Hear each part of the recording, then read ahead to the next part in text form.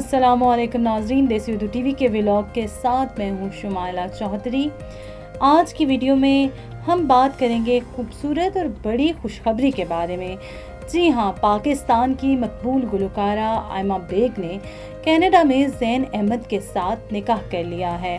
ये खबर खुद आयमा बेग ने इंस्टाग्राम पर शेयर की, जहां उन्होंने निकाह की तस्वीर पोस्ट करते हुए इस रिश्ते की तस्दीक की। निकाह की तकरीब सादगी से कनाडा में मुनक्किद हुई, जिसमें सिर्फ करीबी रिश्तेदार और दोस्त शामिल थे।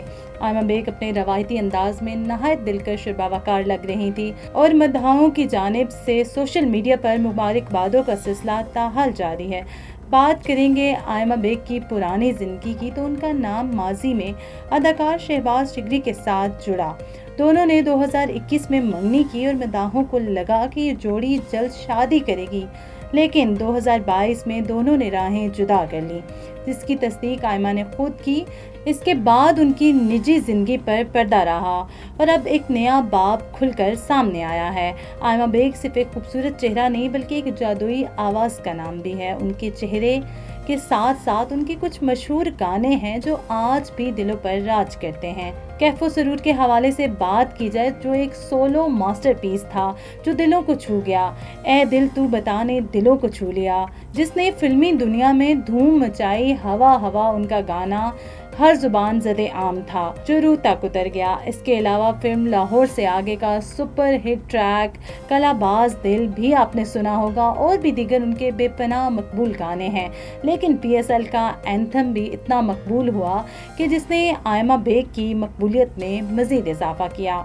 आयमा बेग ने अपनी आवाज़ से जिस तरह लाखों दिल जीते, वो बहुत कम लोगों के नसीब में होता है। हम दुआ गो हैं कि आयमा बेग और ज़ैन अहमद की ज़िंदगी का ये नया सफ़र खुशियों से भरा हो और उनके चेहरों पर हमेशा मुस्कुराहटें रहें। अगर आपको आयमा बेग का निकाह कैसा लगा, आपके पसंदीदा गाने आपको कैसे लगते हैं, तो नीचे कमेंट सेक्शन में ज़रूर बताइएगा।